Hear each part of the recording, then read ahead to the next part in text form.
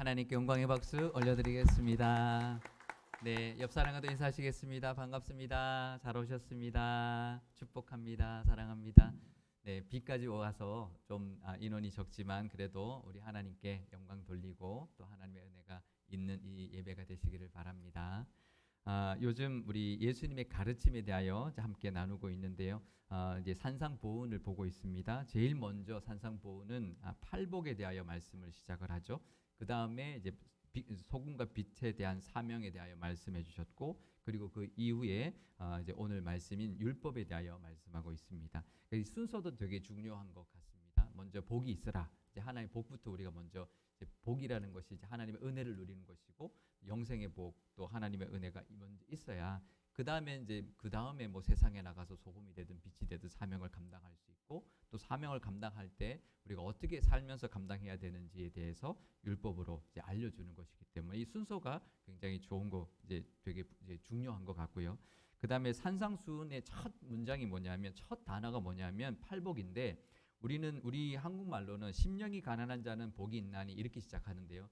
원어는 그렇지 않습니다. 복이 있나니 이거부터 시작합니다. 그래서 복이 있나니 심령이 가난한 자는, 복이 있나니 애통하는 자는, 이렇게 제일 먼저 나오는 팔복에서 예수님이 가르칠 때 제일 먼저 복이 있나니 이렇게 시작했다는 거죠. 얼마나 좋을까요? 모였을 때 복이 있나니 심령이 가난한 자는, 이렇게 이제 말씀하시는 것처럼 오늘 이 시간에 오신 모든 분들께도 하나님의 복이 임하시기를 늘 축복합니다.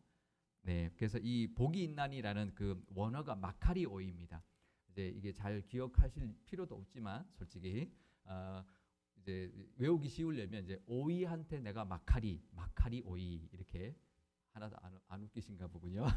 네, 오이한테 마카리 오이, 이런 이제, 그래서 마카리 오이 뭐 심령이 가난한 이렇게 원어로 내려가는데요. 그래서 8가지 문장이 똑같은 이제 마카리 오이 이렇게 시작을 합니다. 그래서 팔복, 그러니까 삼상수훈, 가장 첫 번째 단어가 복이 있나니라는 뜻인데요.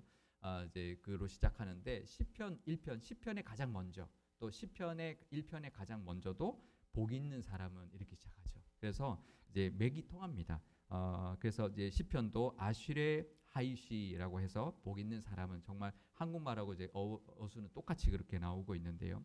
그러니까 하나님께서는 복 있는 사람 예수님이 복 있는 사람은 어떤 사람이고 그 복이 어떤 복이다라고 말씀해주고 있으면서 그 복을 이제 받아 누리면서 이제는 세상의 소금과 빛의 역할을 해야 된다.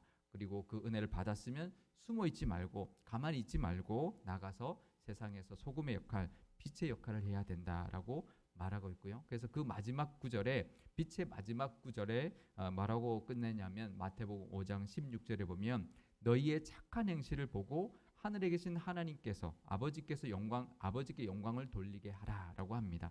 그러니까 이 착한 행실이라는 것은 선한 모습이죠. 우리의 그 신앙적인 삶의 모습을 사람들한테 보여줘라라는 거죠. 그러면 소금과 빛의 역할을 해야 되는데, 결국은 그 빛의 역할을 하는 것은 어떻게 우리가 사는 모습을 보여주는 것이죠. 그래서 율법이 이제 그 다음에 이렇게 사는 것이다라고 이제 알려주시는 건데요. 예수님을 믿는 사람들은 어떻게 살아야 하는지를 가르쳐 주는 것이 그 다음부터 나옵니다. 그래서 예수님이 이렇게 살아라라고 하면서 이제 율법에 대하여 말씀하고 있는데요. 특히 공동체 안에서나 아니면 이제 이웃들, 사람들에게 어떤 모습으로 이제 대하면서 살아야 하는지, 또 어떤 자세로, 어떤 태도로 살아야 하는지를 이제 가르치는 말씀이 오늘 본문의 말씀입니다. 그러면서 이제 그 시작하시면서 예수님이 이 땅에 오신 것은 율법을 폐하러 온 것이 아니다, 이렇게 말을 합니다. 이건 이제 배경이 있습니다. 이유가 있습니다. 왜냐하면 그 당시는 바리새인들, 또 율법학자들, 이런 사람들, 서기관들이 너무나 율법 했거든요. 그래서 정말 율법하면 그냥 그 막 얽어매는 그런 이제 뭐 하나도 조그마한 것도 율법에 다 이제 지켜야 되고, 그것에 이제 했기 때문에 예수님 오셔서 말씀하시는 것들은 그 율법과는 좀 다른 말씀인 것처럼 여겼기 때문에 그런데요. 그래서 예수님이 내가 이렇게 너희들한테 가르치고 너희들에게 하는 이 말이 율법과 다르지 않다, 그러니까 율법을 폐하러 온 것이 아니다라고 시작을 하는 것입니다. 그래서 마태복음 5장 17절에서 18절 말씀 제가 읽어드리겠습니다.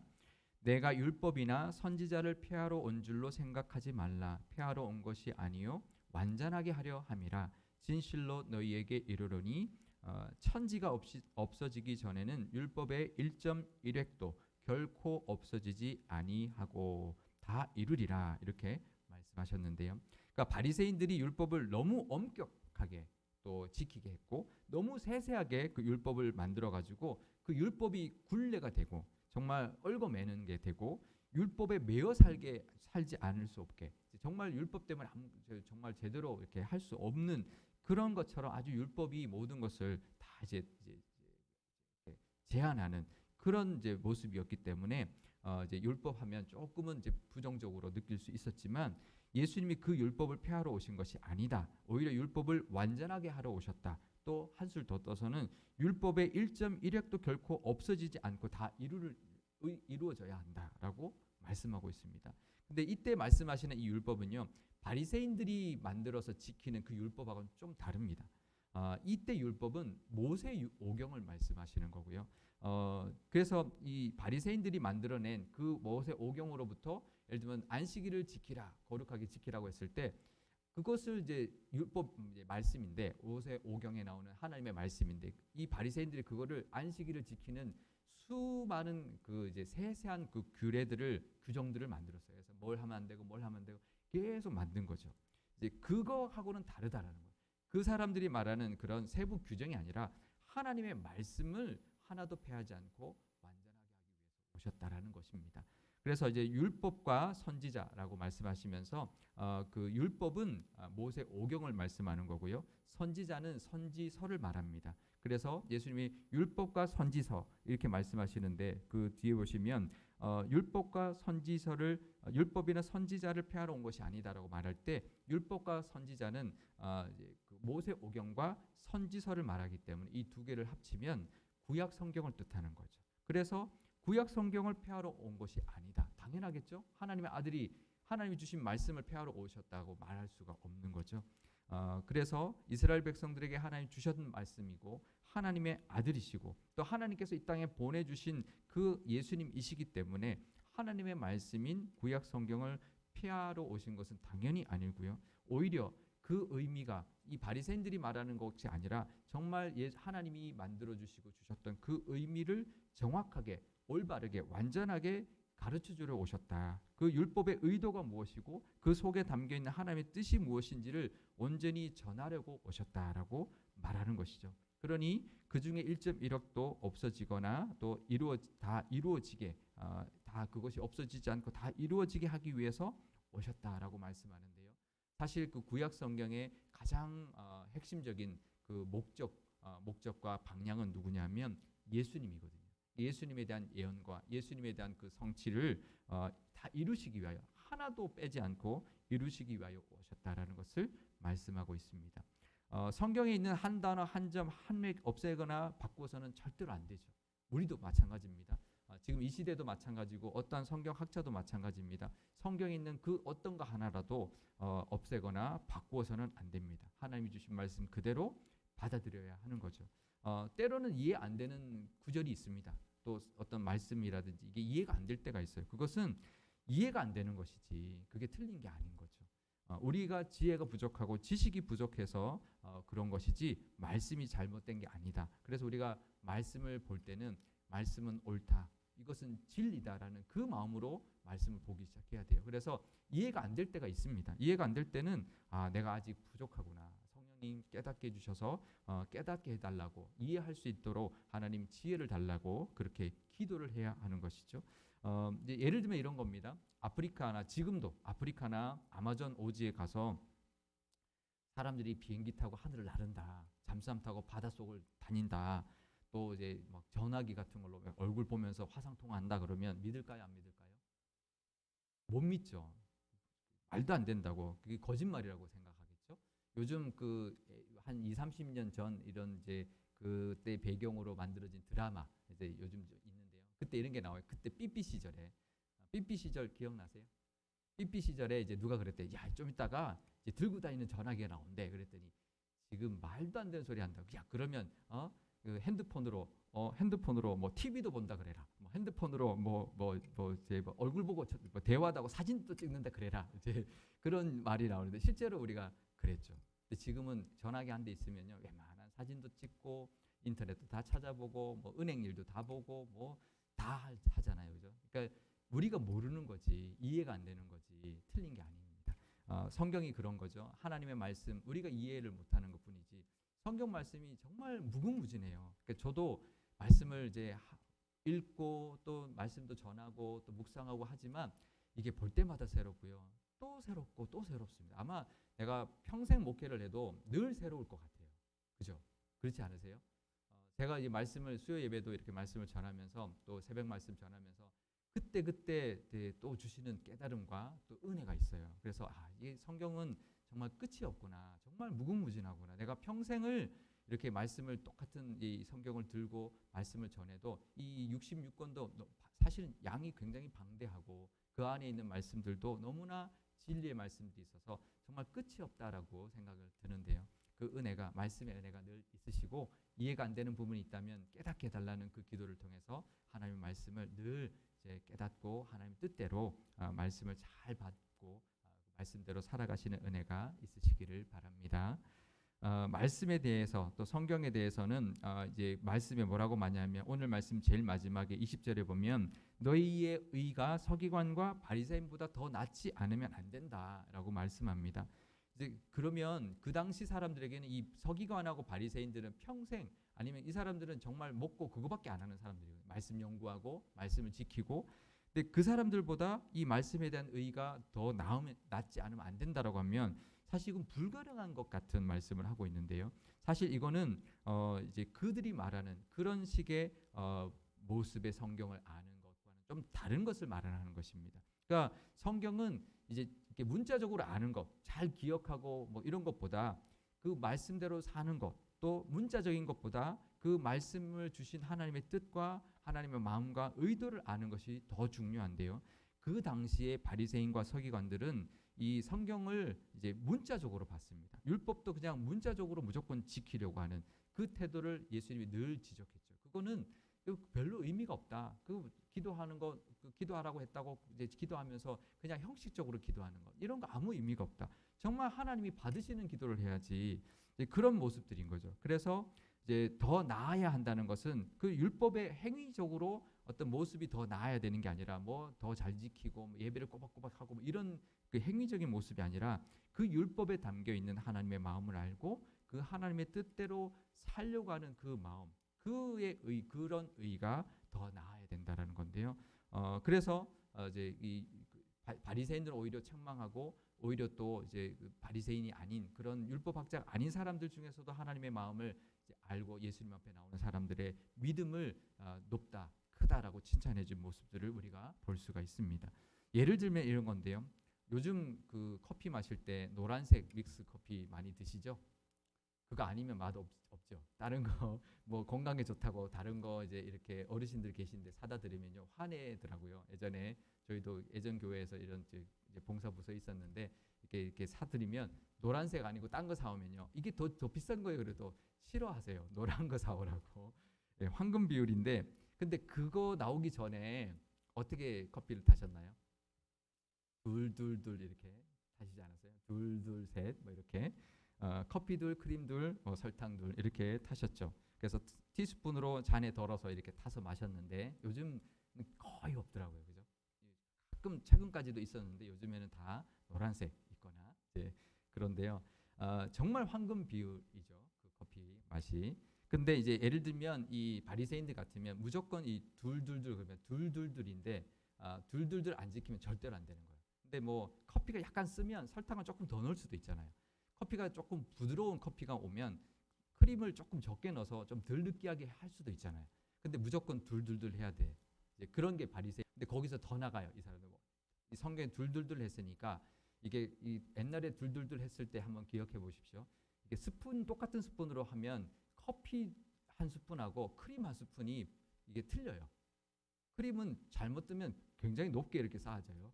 근데 크림의 높이는 몇 센치의 스푼으로 2개다. 그다음에 커피는 이 한 스푼에 나달이 그 커피 알이 몇 개가 들어가야 된다. 이런 것까지 따지는 거예요. 그래서 그 둘둘둘 지키지 않으면 이제 안 된다. 이런 식의 맛있으면 되잖아요, 그죠? 조금 더 넣으면 되고 설탕 조금 더 넣으면 되고 이제 달게 하기 위해 설탕을 넣는 거고 부드럽게 하기 위하여 크림을 넣는 거기 때문에 그런 의도를 알고 커피를 맛있게 타는 게 더 잘 타는 법이지 그거를 문자적으로 숫자로 맞춰가지고 하는 것 이제 그런 모습이 바로 이 바리새인들의 모습이었다라는 거죠. 그러니까 기계적인 게보다 더 중요한 것은 정말 그 왜 넣느냐 그 의도가 뭐냐 이것을 통해서 어떤 맛을 내기 위함이냐라는 것을 알고 넣는 게 이제 더 중요하다는 거죠. 물론 이제 이게 맛을 좀 아는 사람은 적당히 잘 조절해서 맛있게 타지만 둘둘둘 하지 않고 이제 나름대로 타려고 그러다가 더 맛없게 타는 경우도 있지만 그 의도를 알고 정말 잘 타면 훨씬 더 맛있는 커피가 나오는 것처럼 그게 중요한 건데 이 바리새인들은 율법을 문자적으로 그리고 그것을 지키는 데만 급급한 그런 모습이었다라는 거죠. 그래서 하나님의 뜻도 모르고 그냥 율법을 지키는 것이 다 의로 나는 지켰다. 오히려 그것을 의로 드러내고 나는 너희들보다 더 의롭다. 더 경건하다. 이렇게 자만했던 모습은 하나님 보시기에 이제 역한 거죠. 우리가 오히려 부족해도 하나님 부족합니다. 기도 잘 못하지만 하나님 기도하고 싶습니다. 하나님 죄인입니다. 이 마음을 하나님 더 기뻐 받으신다는 거죠. 율법도 마찬가지라는 겁니다. 이 문자적으로 지키는 것보다 하나님의 마음을 알고 지키는 것이 더 중요하다라는 것을 이제 말씀하고 있고요. 그러면서 예수님이 오늘 이 본문 이후에 율법을 하나씩 항목을 하나씩 들면서 가르쳐 주고 있는데요. 그 첫 번째 율법이 마태복음 5장 21절부터 나오는데 마태복음 5장 21절과 22절 말씀을 우리 한번 읽어보도록 하겠습니다. 옛 사람에게 말한 바 살인하지 말라. 누구든지 살인하면 심판을 받게 되리라 하였다는 것을 너희가 들었으나 나는 너희에게 이르노니 형제에게 노하는 자마다 심판을 받게 되고 형제를 대하여 나가라 하는 자는 공회에 잡혀가게 되고 미련한 놈이라 하는 자는 지옥불에 들어가게 되리라. 아멘. 그러니까 이게 이제 먼저 율법을 말씀합니다. 이제 살인하지 말라. 누구든지 살인하면 심판을 받게 될 것이다라고 하는 것이 율법인데, 근데 이 말을 너희들이 들었는데 나는 너에게 이르노니 하면서 이것들을 지킬 필요 없어 이렇게 한 게 아니었다는 거죠. 사실 이게 이 말은 뭐냐면 단순히 살인하고 그것보다 상대 형제를 노하게 하지 말라. 상대를 화나게 만들지 말아라. 근데 그것도 이제 포함되는 거라는 거죠. 단순히 죽이지 않는 게 아니라 그 사람을 인격적으로 어떤 이제 모독하거나 이제 인격적으로 이제 그 사람을 이제 죽이는 행위까지도 포함하는 거죠. 그래서 화내지 않는 것. 또 라가라고 하면 이게 그 이스라엘 그 당시 유대인들의 욕인데요. 무슨 뜻이냐면 텅 비었다라는 뜻이에요. 뭘까요? 뭐 골빈 놈, 뭐 멍청이 이런 뜻이겠죠. 우리나라 요구에 대면 아무것도 아닌 욕인데 그 다음에 미련한 놈은 이제 우매한 자, 어리석은 자 이런 뜻이에요. 이게 두 개가 이제 지옥불에 던져질 것 같은 욕이라는 거죠. 그래서 이 정도 욕으로도 지옥불에 던져지면 큰일이에요. 우리나라의 욕은 이제 하나님 앞에 가면 거의 그냥 난리가 나겠죠. 그러니까 이제 이렇게 상대를 모욕하거나 또 이제 그런 것 정신적인 모욕이나 인격을 모독하거나 인간의 존엄성을 해치는 말까지도 그건 살인 행위다라는 거죠. 그게 하나님의 뜻이라는 거예요. 그러니까 단순히 살인하고 안 하고 온갖 욕 다 하고 난 다음에 나 살인하지 않았어. 이게 하나님의 뜻이 아니라는 거죠. 그러니까 오히려 더 하나님의 말씀보다 더 하나님의 뜻대로 살아가는 더 완전하게 만들어주는 그 가르침을 예수님이 하고 있다라는 것이죠. 그래서 더 근본적인 하나님의 뜻, 인간의 존엄성에 대한 규례다. 이거는 살인하지 말라는 것은 단순히 어떤 죄를 짓지 말라가 아니라 인간을 존귀하게 대하고 또 모욕하지 말고 이제 인간을 모독하지 않고 존중해 주라라는 그런 뜻의 율법이다라고 가르쳐주고 있는 것이고요. 그 다음에 마태복음 5장 27절에서 28절 말씀은 제가 읽어드리겠습니다. 또 간음하지 말라 하였다는 것을 너희가 들었으나 나는 너희에게 이르노니 음욕을 품고 여자를 보는 자마다 마음에 이미 간음하였느니라. 네, 이제 간음하지 말라. 간음만 하면 죄가 아닌 게 아니라는 거죠. 음욕을 품고 상대를 보는 것, 생각하면서 그 음흉하게 눈빛으로 이제 상대를 보는 것도 이미 음란의 죄를 지은 거다라는 거죠. 그렇죠? 이제 단순히 어떤 그 간음의 죄를 지은 것만 죄가 아니라 그만큼 어떤 그 음란의 그 마음을 품고 있는 것 자체, 또 그 마음을 품고 누구를 본다든지 그 자체가 이미 그 죄를 지은 거이라는 거죠. 그리고요, 마태복음 5장 33절에서 34절 또 37절 말씀도 제가 읽어드리겠습니다. 또 옛사람에게 말한 바 헛맹세를 하지 말고 내 맹세한 것을 주께 지키라 하였다는 것을 너희가 들었으나 나는 너희에게 이르노니 도무지 맹세하지 말지니 하늘로도 하지 말라. 이는 하나님의 보좌임이요 오직 너희 말은 옳다 옳다 아니라 아니라 하라. 이에서 지나는 것은 악으로부터 나느니라.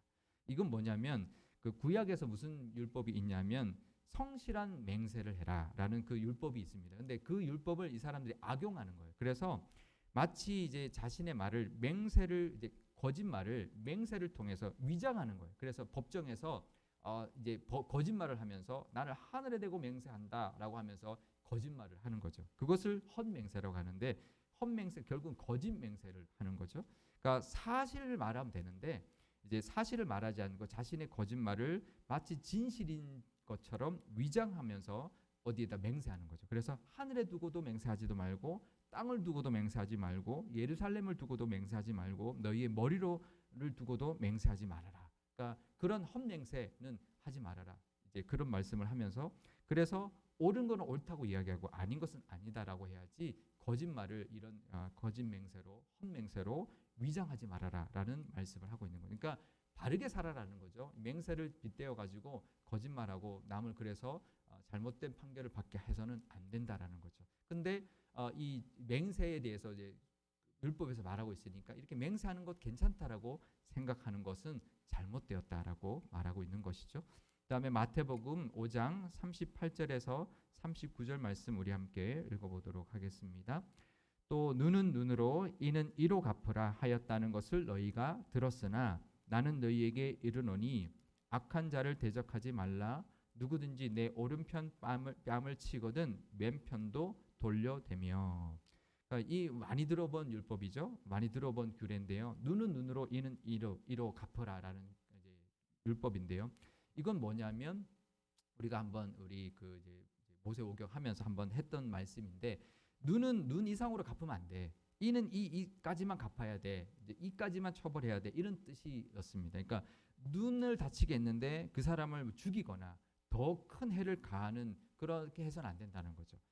근데 우리가 이제 이 법을 어떻게 생각하냐면 지금도 눈은 눈으로 이는 이로 이걸 어떻게 생각하냐면 받은 대로 갚아줘야 돼. 이렇게 보복의 그 규례로 사용합니다. 그죠? 근데 하나님이 원래 의도는 그게 아니었어요.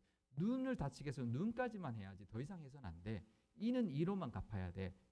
처벌도 이를 다치게 했으면 이까지만 처벌해야 돼. 그런 이제 상한선을 둔 법의 상한선. 어떤 죄를 졌는데 그 사람을 막 뭐 이렇게 정말 조그만 죄를 졌는데 완전히 큰 죄를 지은 형벌을 내리는 것과 이제는 않도록 이렇게 하나님 막아주시는 그런 법이었는데요.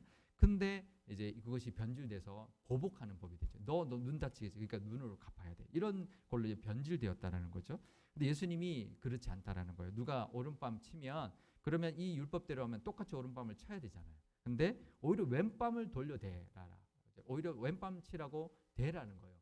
이게 뭘까요? 그래요. 저 떨었으니까 한 대 더 쳐주세요. 이건가요? 이게 아니에요. 사실은 이게 뭐냐면 우리가 보통 오른손잡이를 하기 때문에 오른손을 이제 마주보고 치면 왼뺨을 맞을까요? 오른뺨을 맞을까요? 왼뺨을 맞습니다. 이렇게 하면 왼뺨을 맞죠? 상대의 왼뺨을 맞게 되는데 오른뺨을 맞으려면 이게 손바닥으로 치는 게 아니라 손등으로 쳐야 돼요. 그죠? 그러니까 이제 경멸의 그 이제 이 따기를 때린 건데요. 그러면 제대로 치세요. 이렇게 대라는 거예요. 그리고 이제 학자들이 오른뺨을 또 맞을 수 있는 방법은 뒤에서 이렇게 치는 거래요. 근데 뒤에서 뺨을 치는 사람 있나요? 뒤통수를 치지. 그러니까 이제 이 경멸로 이제 손등을 뒤에서 치는 것도 사람이 이제 모르는데 이제 뒤에